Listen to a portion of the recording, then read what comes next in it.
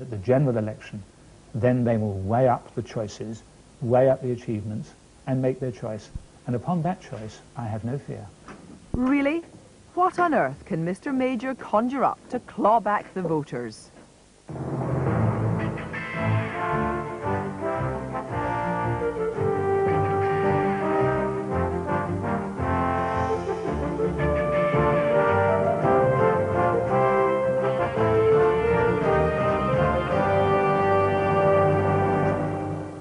Good evening. It was bad, but it's not the worst.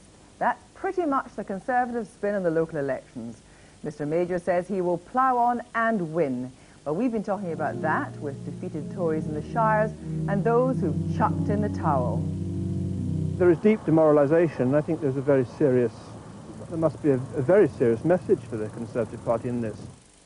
And working a little magic for Mr. Major, some experts put together 10 top tips to help turn the Tories around. Ian Lang, a senior cabinet minister and close confidant of the Prime Minister, will be listening to all this from his home in Ayrshire and giving us his game plan. Also tonight, how Afghanistan is now providing 70% of Europe's heroin. John Simpson's final film on the desperate plight of a country left to self-destruct by the world's superpowers. He joins us in the studio to debate with an American and a Pakistani representative on why we've turned our backs on Afghanistan and what now should be done.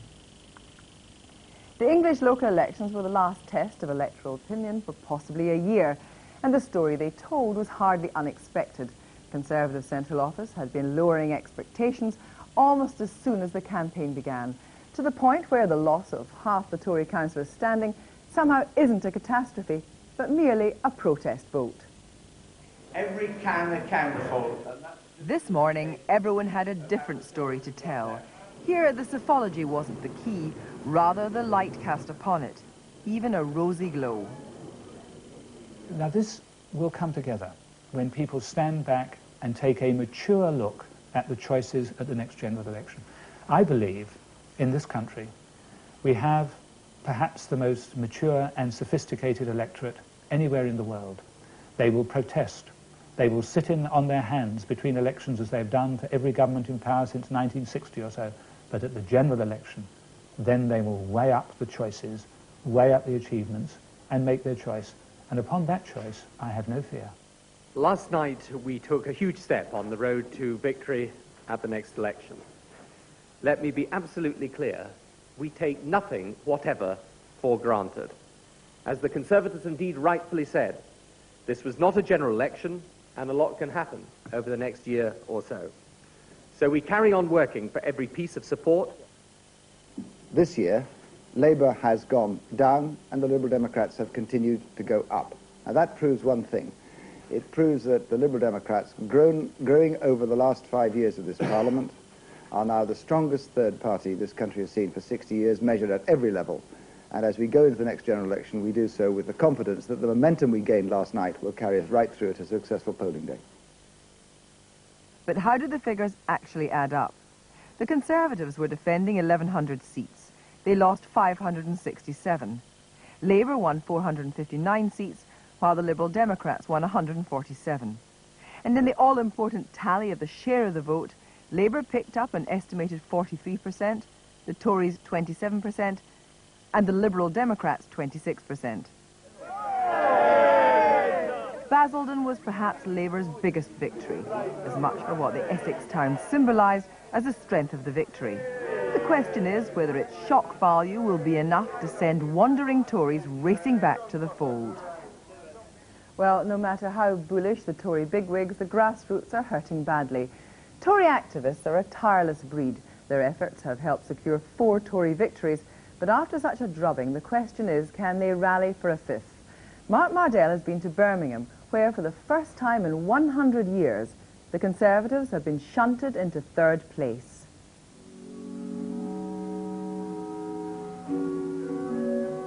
Too early, perhaps, for a requiem for the Conservative government, but last night's results do not bode well. They confirm a trend in local government which could cost the Tories dear. Church organist Philip Engelhardt is no longer deputy leader of the Conservatives on Shropshire County Council, not because he lost his seat, but because he resigned in disgust at the way local government was being treated. He says in his ward the grassroots had virtually withered away, leaving just the hardcore reinforcing each other's prejudices. There is deep demoralisation, and I think there must be a very serious message for the Conservative Party in this, in that 10, 15 years ago, they had the active goodwill of a large number of people who were willing to be out here in local government doing things practically, not merely politicking, but actually involved in delivering local services, involved in local democracy, and who took pleasure and pride in doing that. They have systematically and continuously alienated people like myself. The Conservative MP, Julian Critchley, views with distaste the way local parties have changed over time. He says they've shrunk and are literally dominated by old women.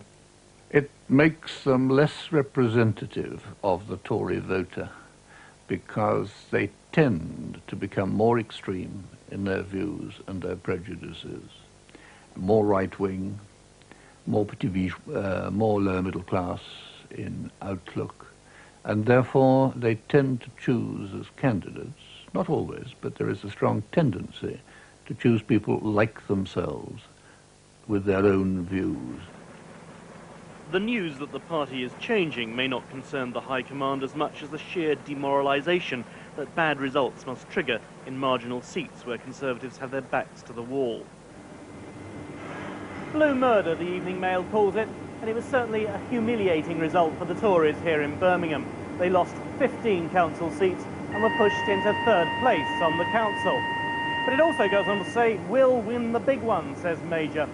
But how much will this damage their efforts in the general election? Not because of the percentages of the polls or anything like that, but because of losing loyal workers like councillors and other Tory activists. There is no doubt at all Conservative Party membership is declining, and so is activism. I estimate that something like 15,000 fewer activists are involved in the Conservative Party today as compared with 2 years ago.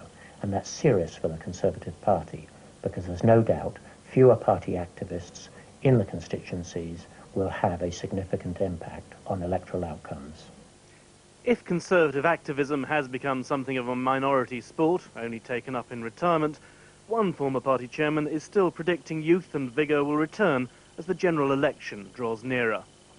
I think the Tory party fighting machine is still a very strong fighting machine. Obviously, it can be improved, and obviously, as we come up to the general election, that will be the time when we can recruit more members and we can get the enthusiasm going as far as the general election is concerned. But I think that the interesting thing and the really significant thing about the past months has been not the demoralisation of the Conservative Party. The fact has been that the Conservative Party in the country, their morale has held up, and held up in a very formidable way. Certainly in Birmingham, parliamentary candidates seem pretty chipper in public, even if Graham Greene on the left is feeling sore at losing his council seat last night. The former leader of the Tories here lost his seat last year and promptly wrote to John Major, warning him not to ignore the erosion of the party infantry. Numbers are impossible to estimate, but in Birmingham too, some privately speak of an elderly party difficult to motivate. Morale is low, there's no two ways about it. But I think it's encouraging to see that people are now beginning to say that we are approaching a general election, that we've had protest votes, they've protested at by-elections, at the local elections, but now it's going to be a lot more serious. How easy are you finding it at the moment to get your supporters out to help you on the ground, to help you campaigning? Yes, we've got to get them out of bed. The real problem is that we have an enormous number of people who, for one reason or another, which those of us who are activists find it hard to understand why they're disillusioned. When you get into a room with a group of people and you say, why are you disillusioned with the Conservatives' record and its administration? You have a hell of a job getting some real good answers out of them. Because troops are there, but they're just asleep and we've got to get them out. You lost your seat. Presumably you'd say it wasn't your fault. Whose fault was it? What can they do? Well, it was the electorate's fault, to be perfectly honest. Because of the apathy that set in, and a general disillusionment with politics and politicians, I think that came across clearly in the results last night. We always talk about the activists campaigning with the people on the streets. I think we've got a bit of a job to do with some of our members of Parliament. They've got to have the will to win. But one or two of them feel we're not going to win this general election, and the message has got to come from us, up as well as down, that yes, we can win, and you guys who are the ones in the driving seat up in Westminster have got to join us and have the will to win. In Tory party headquarters, not just in Birmingham, but up and down the country, there's an increasing feeling that it's the MPs at Westminster who are their biggest problem. Earlier this week, I spoke to 3 Conservative MPs in quick succession. The first, a minister, was looking forward to making some decent money. The second, a senior backbencher, was talking about his joy at being able to attack soon Labour's policies on Europe. The third, a former cabinet minister, was looking forward to a newly Eurosceptic Conservative party. What they all had in common was the expectation the Conservatives would lose the next general election.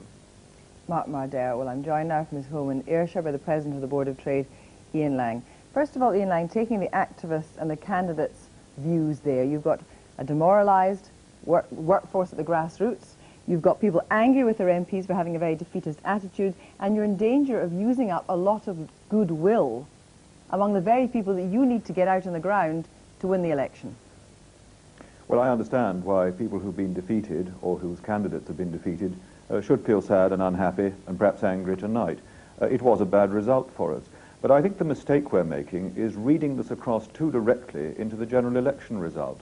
Because I remember what happened the year before the last general election. On that occasion, we lost nearly 900 seats. And yet we came back in the general election a year later and won with the biggest popular vote in our history. So I don't think we should read it straight across into the general election. I think the general election is still there to play for if, as the councillor that you spoke to said, we all get down to it and fight hard in a positive, optimistic and determined way. Yes, but what the electorate does see at the moment isn't a party at ease with itself. It's divided over Europe, it's divided over divorce reform, it sees the fiasco over BSC, and it doesn't see a confident party, it doesn't see a united party.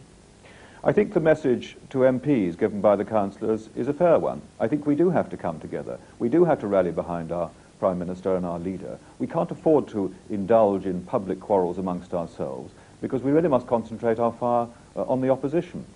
We have clear policies, we have a record to be proud of. We shall go into this general election with an economy in far better shape than the one in which we went into the last election. And I believe that it is all there to play for, and when we do spell our policies out clearly and our record before the electorate, singing from the same hymn sheet with one united voice, then I think we will win again. But it's very clear that you simply, at the moment at least, cannot sing from the same hymn sheet. Now, John Major employed the ultimate shock tactic. He called a leadership election, and he said after that election, let there be unity. Well, obviously, that call fell in deaf ears, and not only was it ignored, people turned their backs on it like John Redwood and have come out fighting since. You say deliver unity, but how do you do that? Well, again, before the last election, we were having disunity and splits within the party. It's the nature of a big, broad party that there are arguments within it. The Labour Party keep all theirs smothered and under wraps, but those differences are there just the same. But if we really get down to it, we can and will win. Last night in Scotland, there was only one local election. It was a by-election. It was won by the Conservative candidate with a 6% swing from Labour to the Conservatives. That shows what can be done if people get down and work hard. And we were being written off in Scotland at the last general election. We won with an increased majority. It's a matter of getting together, getting on with it, and fighting hard as one united team. Well, if you just stay with us for a moment, Ian Lang, don't think we've run out of ideas, said Mr Major today, but where would they come from? The Cabinet, Central Office, the Tory press, what's left of it? Perhaps he should take some soundings from other directions.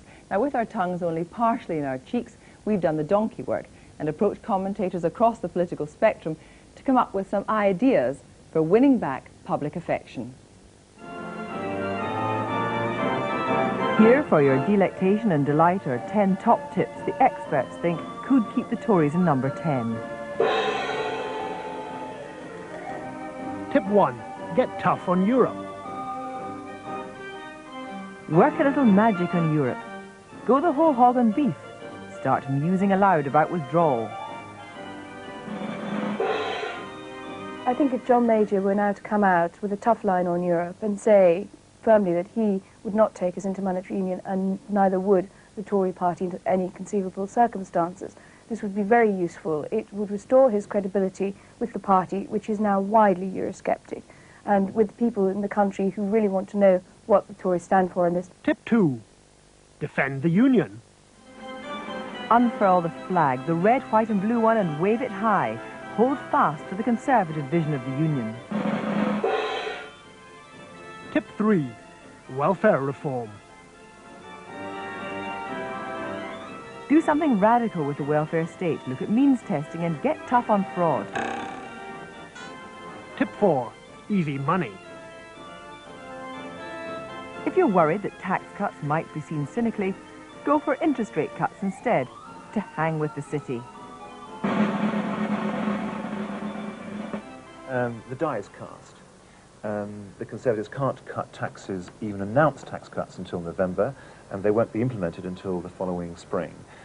If they want to cut interest rates or even relax the public expenditure totals, which are far too tight, they'll be punished, I think, by the financial markets concerned that they are cutting and running. And a financial crisis is the last thing they need. Tip 5. Reshuffle. Shuffle the pack and strengthen your hand. What about a new chairman? Isn't Ian Lang your ace? And is it time to call that knave John Redwood in? It's time to make some effort to overcome this very obvious division in the Cabinet.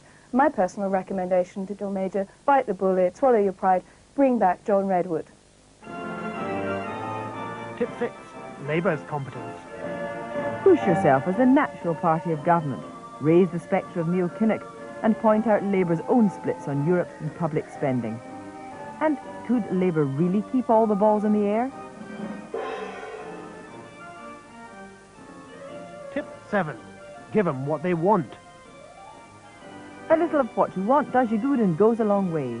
Populist policies and law and order. Hang 'em, flog 'em or deport 'em.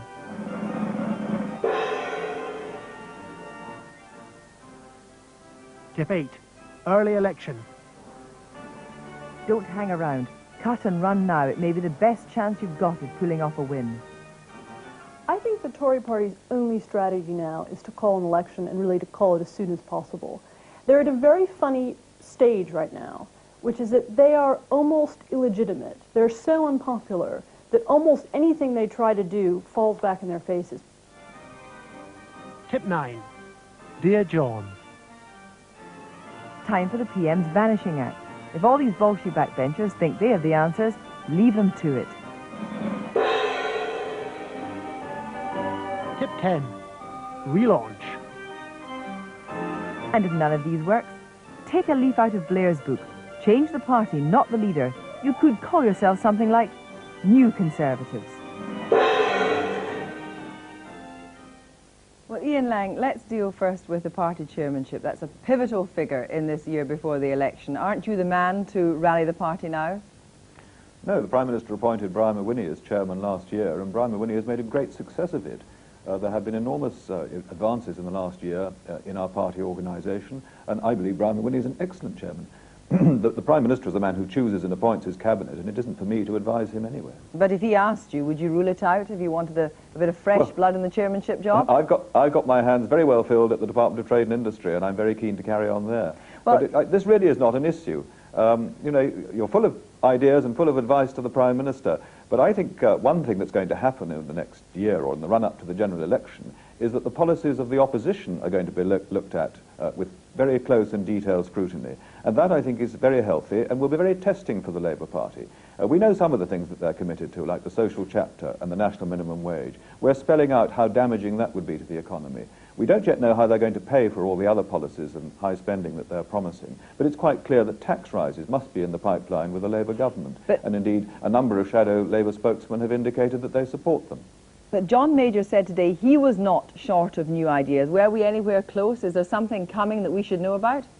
Well, when we go into the general election, we will obviously publish a manifesto and lay it before the electorate. We shall also lay our record before them. And we don't go in for gimmicks and short-term cosmetics. We're in this for the long run. We are demonstrating our capacity to deliver a sustained growth in the economy, creating more jobs with low inflation, allowing the real standard of living of the whole population of this country to rise. That is now beginning to come through loud and clear. And as I go around the country, I see more and more signs in industry and in the high street of people feeling better off, feeling more comfortable and feeling more confident about the future. That is part of the slow payoff of what we have been about. Well, it was so slow, it is so slow, that it hasn't translated into the local elections in England. Let's turn to John Redwood. He clearly has the ear of a section of the party. You heard their advice that it's now time to bring him back into the fold. Do you recognise that what he's saying does have some groundswell within the party, within activists, and indeed among MPs? Well, John Redwood, after the leadership campaign last year, made it clear that he would loyally support the Prime Minister, and that is what he is doing. And again, it is for the Prime Minister and not for me. And I don't think, frankly, it advances the political debate very much if you engage in cabinet reshuffles and throwing rather odd policy ideas at us in a sort of cabaret way. These are serious issues. We have policies that are maturing and delivering success. We are working up policies for the next Parliament, and we shall present them at the appropriate time. And I'm confident that the policies that we shall come forward with, building on what we are achieving and true to our principles, will be policies that are coherent, that identify and touch chords with the electorate, and will cause them to turn to us again, just as they did in 1992. So you've ruled out a reshuffle? It's not for me to do, with great respect, Kirsty. Right, well, one final point then. What is the line going to be on Europe? Europe is the most obvious split in the party. What is the new line in Europe? Presumably there has to be one if this party is going to unite around it.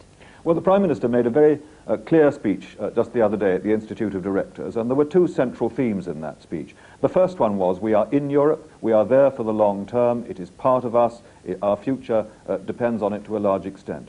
But he also made it clear that we must make Europe work for us. We must make it recognise our priorities and the things that we hold dear. We have already secured certain rights as a result of his strong leadership during the Maastricht Treaty negotiations, when he firmly said no, and thus secured opt-outs for us on a single currency and on the social chapter. We must go on saying no on the things that really matter to us, and make sure that Europe understands that we regard our importance as a nation-state to be absolutely fundamental within the European Union. Minister, thank you very much indeed.